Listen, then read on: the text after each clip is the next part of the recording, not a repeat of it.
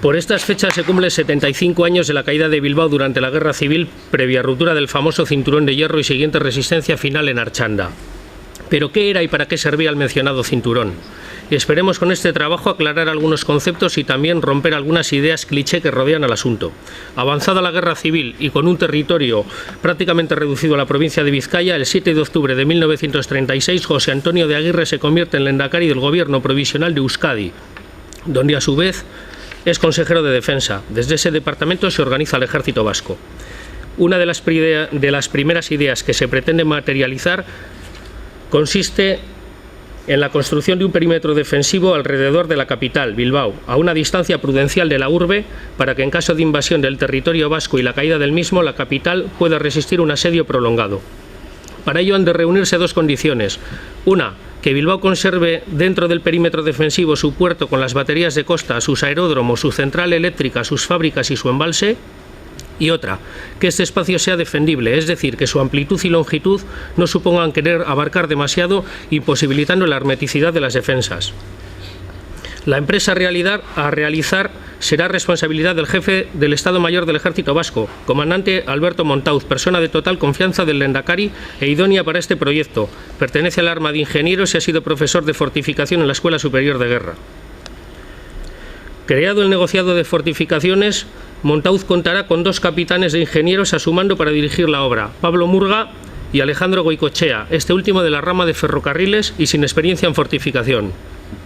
Ambos reciben orden de que la obra obedezca a los principios de poca elevación, adaptación al terreno, gran elasticidad y defensas en profundidad, con sucesivas líneas de trincheras, nidos de ametralladora blindados y alambradas repetidas, así como centros aislados de resistencia. Para su construcción, la línea defensiva que protege Bilbao se encuentra dividida en 5 sectores. Primer sector, Zierbena, desde Puntalucero hasta Sodupe. Segundo, Monte Ganekogorta, desde Sodupe hasta Miravalles. Tercero, Macizo de Upo, desde Miravalles hasta Usánsolo. Cuarto, El Gallo, desde Usánsolo hasta Larrabechu. Y quinto, o sector este, desde Larrabechu hasta Barrica. Como complemento se establecen centros de resistencia en Sodupe y Miravalles. La obra comienza el 9 de octubre con un plazo de 2 meses, disponiendo de abundantes recursos técnicos, materiales y humanos, 40 arquitectos e ingenieros, 16 contratistas y 8.500 obreros fijos. Sin embargo, se trata de personal civil sin familiarización con las obras militares, voluntarios asalariados y algunos presos. El 28 de octubre de 1936 es detenido el cónsul de Austria y de Hungría, Guillermo Baconi, cuando pretende embarcar en el buque de guerra británico Exmouth. En su valija diplomática se halla abundante información para ser entregada al enemigo, entre la cual destaca un informe del capitán Murga con planos de construcción del cinturón de Bilbao y minuciosos detalles sobre fortificaciones. Murga es detenido, juzgado por traición y ejecutado tras probarse anteriores envíos de información a los franquistas. Mientras tanto, continúan los trabajos del cinturón con solo 2.000 obreros, pues los preparativos de la ofensiva de Villarreal, proyectada para el 30 de diciembre, necesitan unidades de ingenieros. A finales de 1936, Alejandro Goicoechea, que ha cultivado la confianza de sus superiores, intenta convencerles de los últimos progresos en las obras de fortificación de la capital, las cuales, sin embargo, van muy retrasadas con respecto al proyecto. Trincheras más abundantes son aquellas de zanja corriente y sacos terreros. En algunos casos van cubiertas de rollezo de pino. Los nidos de ametralladoras son la base de la organización defensiva ideada por Montauz, calculando la necesidad de 1.400 unidades. Su criterio impone que en cada vaguada se coloque un nido de fondo y 2 laterales que crucen sus fuegos. En las cumbres se fijan puestos para batir de frente la zona de ataque. Los nidos de ametralladora generalmente cuentan con una base de mampostería y una parte superior de hormigón armado. Constan de una plataforma semicircular de emplazamiento para la máquina, una cámara principal y un abrigo bajo la plataforma o a su costado. También se construyen fortines dobles con 2 bocas de fuego. Asimismo, se dotan muchos nidos de abrigos activos, 2 prolongaciones, una a cada lado, a modo de trincheras revestidas y cubiertas de hormigón, dotadas de troneras para fusiles. Delante de las trincheras y nidos de ametralladoras se colocan líneas de alambrada formadas por filas de piquetas metálicas en tresbolillo. El cierre de caminos se realiza a base de muros de mampostería o cemento, casi siempre provistos de troneras para fuego de fusiles. También se comienza la construcción de abrigos en la misma trinchera o en la contrapendiente del monte, tratándose de galerías excavadas en roca que alcanzan longitudes considerables. Algunas tienen capacidad para albergar hasta una sección de infantería. En enero de 1937, fracasando los intentos de Franco por tomar Madrid y, por tanto, consolidándose la situación de una guerra prolongada, todos los ojos miran al norte de la península como siguiente punto a ser atacado por los rebeldes, quienes desean hacerse con las fuentes de riqueza existentes y así mantener mejor la guerra. Presintiendo una derrota a corto plazo, el capitán Goicoechea baraja la posibilidad de un acercamiento al enemigo. Para ello contacta con el marqués de Casa Jara, señor Unceta, destacado derechista. Al ser sus movimientos detectados por la policía y para eliminar sospechas, Goicoechea perjura que sus visitas a personas poco fiables son solo fruto de la amistad. Sintiéndose inseguro, su única baza a jugar es la deserción, y esta debe producirse lo antes posible por algún punto del frente bien conocido por el interesado, eligiendo las cercanías de Monte Maroto. La fecha acordada con los franquistas es el 27 de febrero y en el viaje le acompañan el teniente Jaime Unceta, hijo del marqués, cómodamente colocado en un batallón de zapadores, y el abogado Javier Medrano. El traslado se hace en coche y una vez en la zona los tres cruzan a pie la tierra de nadie hasta llegar a las líneas enemigas donde son recibidos. Goicoechea realiza primeramente un completo y fresco informe sobre las fortificaciones vascas de primera línea. Posteriormente informa detenidamente sobre las obras del cinturón de Bilbao, describiendo los tipos de fortificación existentes, el grado de implantación del proyecto y la ubicación exacta de la línea con sus puntos fuertes. Es lo que podemos ver ahora en la pantalla. Resalta como mérito propio el retraso producido en las obras y que solamente un 40% del trabajo previsto haya sido ejecutado, en algunos casos mal a propósito. Indica la existencia de 3 zonas totalmente desprotegidas y según él dejadas como portillos para facilitar la conquista. La primera entre Somorrostro y el monte Ereza, la segunda en el monte Ganecogorta y el macizo de Upo, y la tercera frente a San Martín de Fica entre los montes Canto Ibaso y Urrusti. Los vascos necesitarán un mes como mínimo para cerrar los portillos tras percatarse de su existencia, por lo que Goicoechea se permite aconsejar sobre la necesidad inmediata de atacar Vizcaya. Las labores de reconocimiento fotográfico de la aviación rebelde completan la información que los franquistas necesitan tener sobre las defensas. La ofensiva franquista comienza el 31 de marzo de 1937.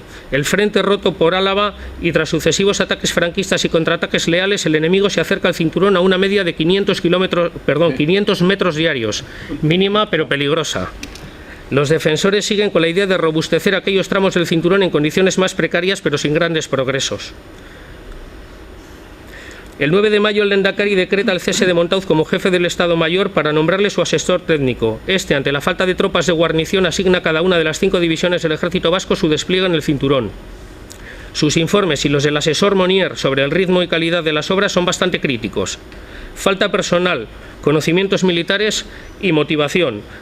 Ambos aseguran que el ataque se producirá en el tramo incompleto del cordal de Artebacarra-Gastelumendi, entre los montes Urrusti y Canto Ibaso, por lo que hay que terminar la obra. Por estas fechas se produce la ocupación del monte Vizcargi por el ejército franquista y tras fracasar los sucesivos contraataques leales queda en manos enemigas el 16 de mayo, lo que les permite dominar visualmente el cinturón desde una posición cercana. El 31 de mayo el general Mariano Gamir Uribarri toma posesión del cargo de jefe del cuerpo del ejército de Euskadi. Su impresión es que la moral de sus tropas es baja y las defensas precarias, considerando perdido Bilbao en breve. De distinta opinión es el Lehendakari Aguirre, quien cree en la utilidad del cinturón una vez mejorado. El trampolín que necesita el enemigo para el asalto al cinturón es el monte Urkulu, una prolongación del Vizcargi que discurre paralela a la línea defensiva de Canto Ibaso. Para su defensa, el ejército vasco el 11 de junio dispone de las siguientes fuerzas. Vamos a ver el despliegue. Batallón Carlos Marx en Arechabalagane, Batallón Indalecio Prieto en las Lomas de Urkulu, Batallón Asturiano 252 en la Ermita de San Pedro, Batallón Quiriquiño en la Loma de Menchegane, Batallón Zabalbide en Montaña Sarreta, Batallón ANV3 en Fica y Batallón Gordesola en Gámiz. Desde primera hora, más de 50 cazas y bombarderos, junto con una masa artillera devastadora, atacan el Urkulu, hostigados continuamente desde el Vizcargi, y de frente, por la primera brigada de Navarra, los batallones Marx y Prieto se ven obligados a retirarse hacia el cinturón a mediodía. Aquí estamos viendo un poco dónde están los dos ejércitos enfrentados antes del ataque. La concentración artillera, el ataque. Aquí están los batallones vascos ya siendo empujados fuera del cordal de Urkulu. Y el batallón 252, el Zabalbide y el Quiriquiño son atacados por la 5ª y 6ª Brigadas de Navarra con toda su potencia artillera y carros de combate. Resisten, pero a última hora tienen que retirarse de las posiciones con graves pérdidas. Los batallones ANV3 y Gordesola desalojan sus posiciones de Gámiz para evitar su aniquilación y se dirigen al cinturón por Artebacarra. Este es el batallón Zabalbide que participa en esa acción. Aquí está atacando la 5ª Brigada de Navarra al Quiriquiño y al batallón asturiano. Para entonces el Zabalbide y el Prieto ya están alcanzando o han alcanzado y se han conseguido refugiar dentro del cinturón. El batallón Quiriquiño continúa combatiendo durante la tarde. Al batallón Quiriquiño le empuja, el batallón asturiano cubre la retirada del batallón Quiriquiño. El batallón Gordesola y el ANV3 se retiran hacia Artebacarra.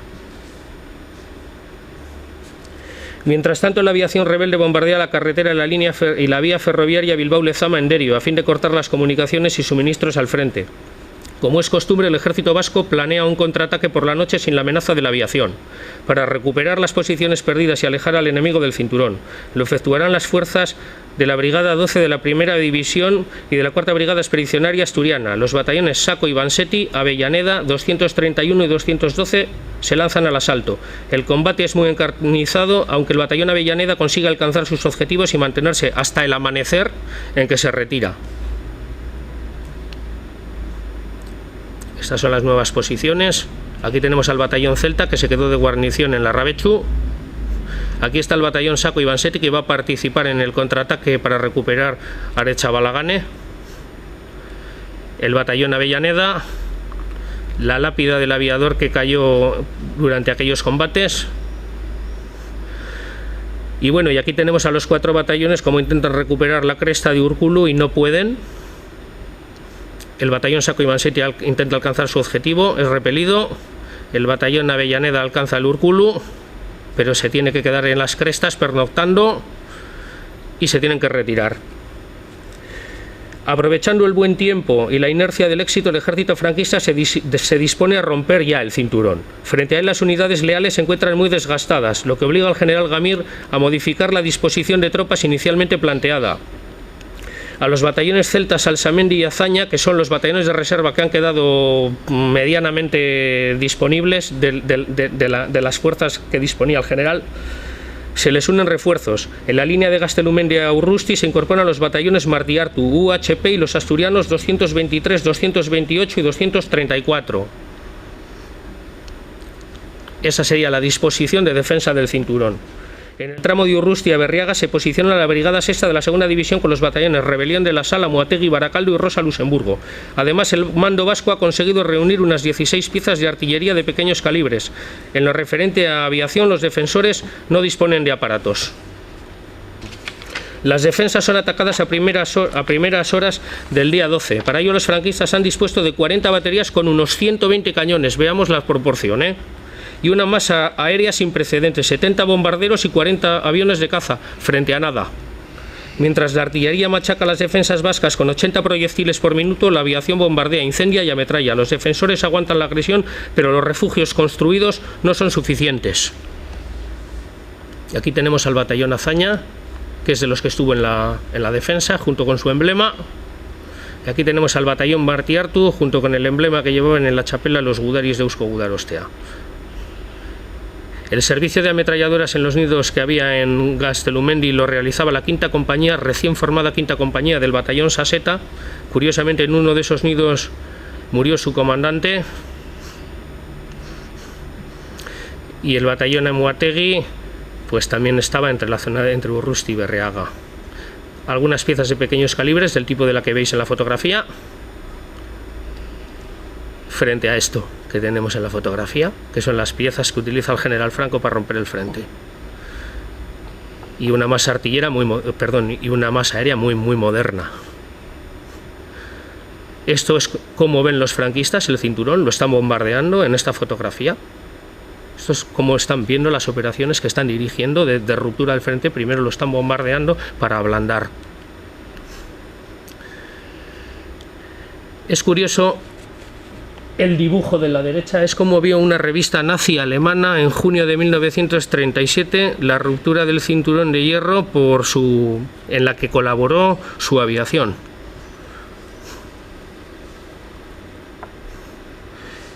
Y bueno, y aquí está el ataque de las brigadas de Navarra. Decíamos que los defensores aguantaban la agresión, pero los refugios construidos no son suficientes. Las tropas vascas están en estado cercano al shock por la intensidad de la agresión. El objetivo del mando enemigo es ablandar a los defensores para que no presenten oposición a sus 3 brigadas de infantería de 8 batallones cada uno. El ataque de infantería comienza a las 12 de la mañana y las ametralladoras del batallón Saseta hacen fuego desde Gastelumendi y Cantoibaso. 2 piezas de artillería de 75 milímetros lo hacen desde Urrusti.